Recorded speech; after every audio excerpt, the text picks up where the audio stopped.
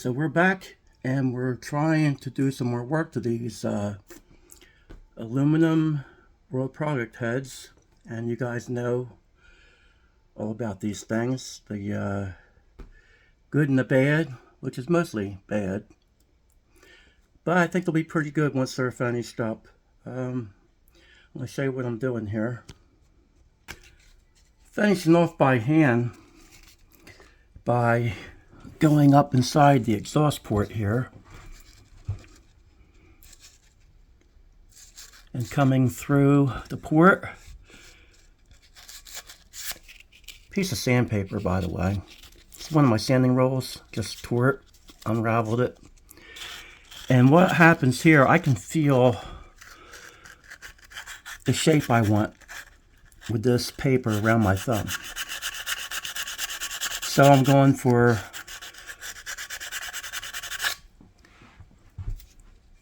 the roundness of the port. I want this to be round all the way from the floor to the roof. And I started to talk about this the other day. People say not to go back by the guide here. That doesn't really do anything. But I'm going to tell you something. My opinion is if you bring this back wall back a little bit and make it straighter, round it off to the side walls, well, I've seen where that works for me. And a lot of guys will say, no, you don't want to make it any deeper back here. But if you happen to look at the line of sight, if you bring this back, the more you get this back, the more you would be to the top of the roof right there. So that's my theory on that. It's just how I do it. It doesn't mean that that's a exact way you want to do something like that, but it's how I do it. And I do that on every head, the same principle. And I also try to round everything and the side walls to the roof. And I widen as much as I can past the guide right there. And of course, I'm doing this video and somebody's calling me. And now it blocks my viewfinder here. So my friend's going to have to wait. And I'm going to have to wait because I can't see. So, okay, they hung up. I'll call you back in a little bit. And when I say things about how I port heads, there's always a reason behind it. It doesn't mean that I'm right. It just means that this is how I do it. And it's what I look for. And a head like this here is already restricted enough. Like the line of sight is not good. But you can make it better, in my opinion. So I just don't think when it comes to eyeing things in, that because this looks better to me like this, I go by how my metal that I'm grinding off here, my dust, actually goes out the port. That's never let me down trying to do that way. And another thing I'm after is, if you see these little dark areas here, most people would not worry about that right there. But they're little low spots. I want all that out. So I'll keep finessing with this until I get them little marks out. This one's worse up here. So you can see imperfection there. I moved that dust. I should have left it there, but that showed me that there's a low spot right here where that dust was laying in there. And if you notice, I'm doing one side at a time, because what I do, I come off the side of the runner right here, and I taper that in back to the guide and past the guide right into the seat area right there. So I can actually feel low spots and high spots by finishing off with this paper. Now once I'm finished getting all this tapered, then what I'll do is I will go back over it with a little bit of high speed 120 to smooth these out. Now that is not for flow purposes, that's for carbon purposes, because after you do all this work, it's nice if it could keep it as clean as possible without carbon sticking to it, and that's always a problem with any head, and that's only going to help so much, but it does help.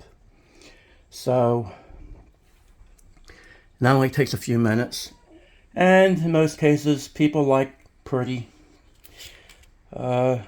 That's just how it goes with cylinder heads. People like to see shiny and pretty. Whether it makes it fast or not, that's one thing I can say. A cylinder head, the prettier it is, the more attention it gets, it seems like. But that's a myth. A lot of times you leave something a little bit rough, like from a stone or a carbide bit, and you blow through it the way that I'm doing this right now, and you have a little bit of dust laying on it, you'll see that dust shatter and skip out of there quicker than if it was completely smooth. A smooth area, completely smooth, a lot of times you'll have like the sanding dust that I keep referring to. It'll just lay there. It won't want to move. And I think people are starting to actually come around and go the opposite way. Back in my day, all you heard was pour it and polish, pour it and polish. And now it's burr finish. I don't know about the burr finish being exactly the best finish in the world, because you don't want to burr finish everything, because there's certain places you want the head to be smooth. My way of doing that is certain areas are rough, and then around the guide and things like that, I'll smooth them areas out. How much does that help? I don't know. It's just how I do it. I have my own theories with certain areas and things like that. So far, the cars run pretty good, so it makes you where you're afraid to almost change up what you're doing when it works. So you never know what exactly does what in some cases, though. I will say this, though. Anybody's porting heads and they're messing with that short turn and trying to finagle that too much, you're better off leaving that alone. I keep stressing that. I see a lot of these professional head guys are cutting that back and putting the wrong shape on that. They think they're setting the world on fire with flow numbers and stuff, and it's really not helping. You can always tell by when you see something run. A vehicle down the track is never going to lie to you. And somebody knows what they're looking at and what they're listening to can usually tell when somebody's done the wrong thing to a cylinder head. That's just something that I thought I'd throw in here at this video while I'm doing it. But anyway, these are starting to come around, and they're actually starting to be a little bit better than I thought they might be. Are they still going to be the best head as far as getting the most out of that engine that we're trying to go tons with? No. But they're, I would say 80% better than they were. And the reason I say 80% better, just putting a stab at this, I think these heads would make 80 more horsepower than what they would have made before I started on them. It's just a opinion thing. Only comparing to what I've done in the past with the way these were and what I've seen out of these out of the box, how much power they would make, and like I said, I've seen these things go 13s on a car. 350 back in the day, my friend had them. I've seen a few other guys have them. They never did very well with them. Not stock, not leaving them like this.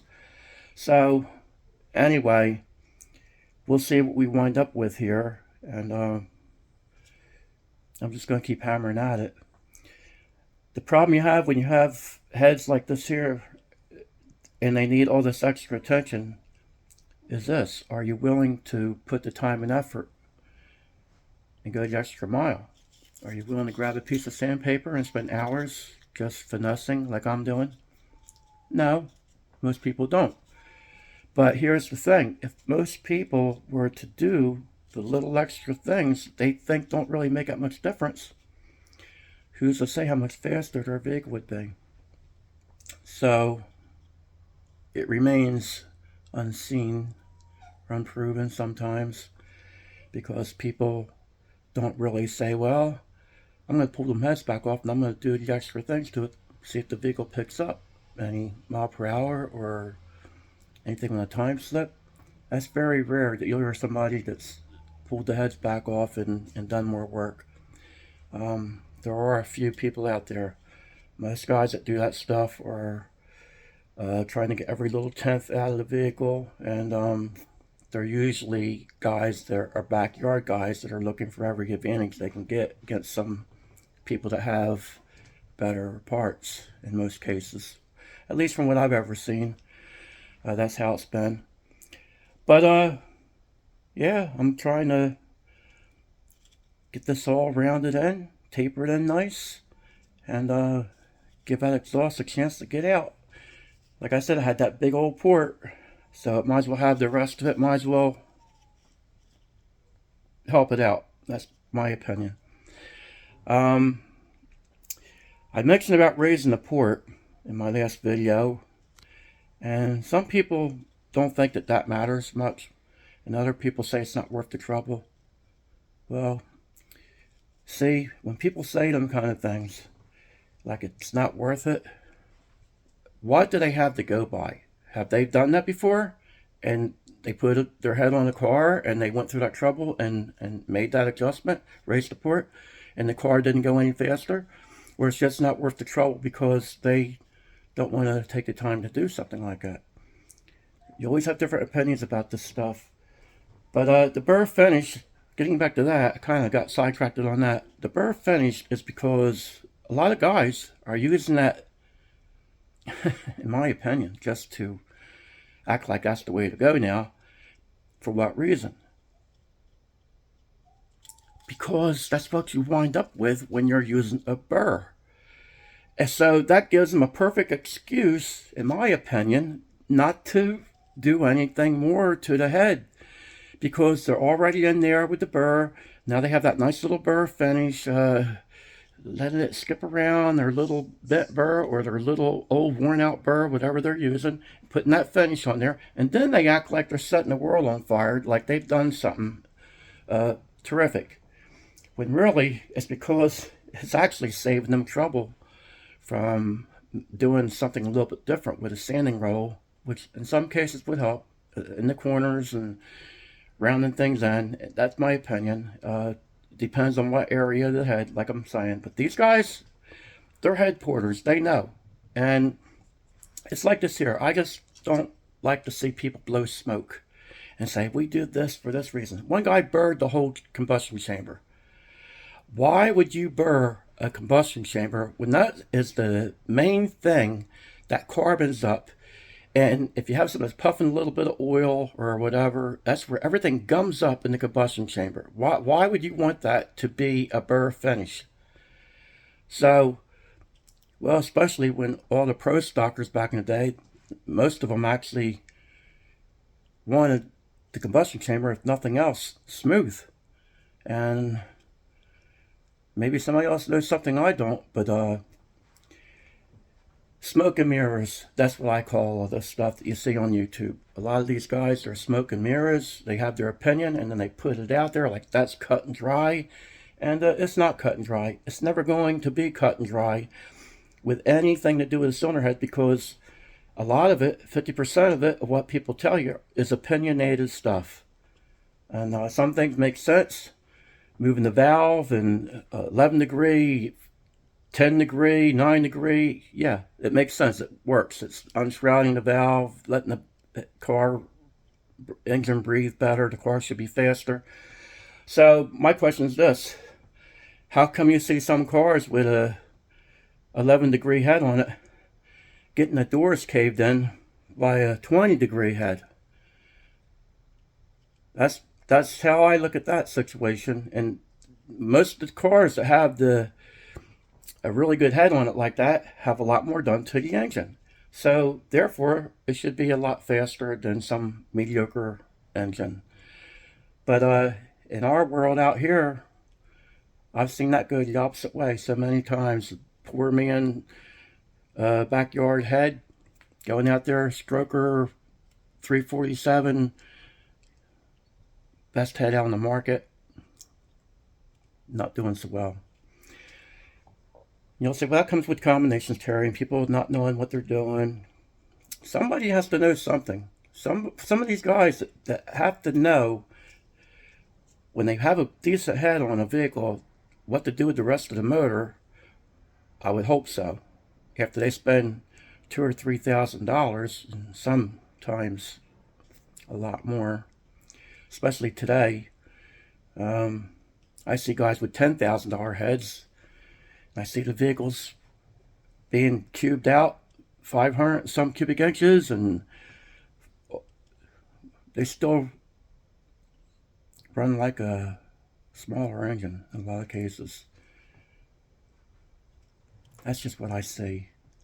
Anybody that's in the cars, you guys I know have noticed things, and you're going to see the same thing that I see.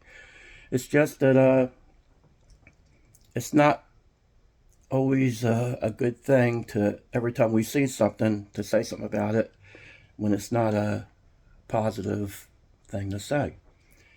So, and you don't want to hurt somebody's feelings after they spend $10,000 on a set of cylinder heads, and meanwhile the thing runs, well, something that runs 10 seconds with a $10,000 set of heads on it, even if it's a heavy vehicle. Is it doing anything extravagant? I would hope it would go 10 seconds in a quarter mile if it has a cylinder head like that on it. So, especially when they brag it up and say that it's one of the best heads on the market. So, I mean, that's where I come from with all this stuff when I say things. But getting back to these heads, we'll see what we wind up with these things on this little 350. My son even said, Dad, they look big. Well, I didn't make them big. I made them straight. The intake runners, I just straightened everything as straight as I could get it. And even where they tell you not to do the head, all these professional guys, to leave the choke area in a certain area. No, I didn't. Straight back. Straight back. No choke area. What's my percentage here?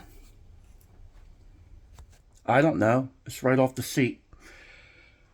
Cross-section area, what's percentage? I don't know. It looked good when I did it. It's tapered in nice. Right off the seat. Everything's blended in. To 92%, 89%. That's good for everybody else. I don't worry about that. I don't worry about the numbers. I just make everything straight. Make it all where it's not restricted. Fuel coming in, air going out. That's how I've done it. I'll make areas a little big in spots to let that come into the bowl area. And they say, well, you lose flow that way. Well, when you lose flow, usually you lose airspeed. And they say you want to slow the airspeed down. So what am I hurting by doing that? I haven't seen it show up on the car yet. So we'll see if it shows up on this car, because I went the extra mile, and these heads are a little bit extreme with these areas that I'm talking about. So we'll see if it hurts it, and then we'll see if it helps it, because most guys that follow my channel know how fast this car should really go, the 55 Chevy. And I have a couple of super stock racers, and who knows more than them guys, really.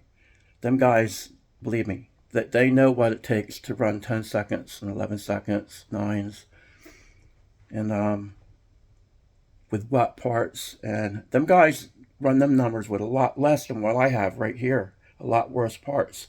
So this should actually be kind of a walk in the park for me. But yeah, I'm back in the house doing this stuff, fellas. I got my little chair here, my pizza box, old raggedy chair next to the dog bed there, and that's what we're doing.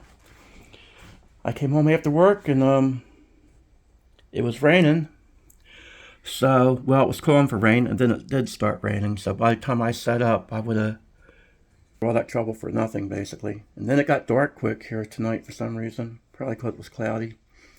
But anyway, I want to get back to work here. My fingers are a little bit numb already from doing this. I've been at this a while. You don't make very good time doing this kind of stuff, I'll tell you that. That's why some guys say it's not worth the trouble for them. But we're trying to do something here, guys. We're trying to get the most we can out of this engine. And whatever I can think I can do to make these heads better, that's what I'm going to do.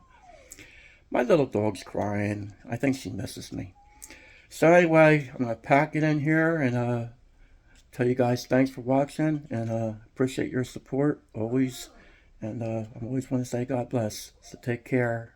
Have a good night.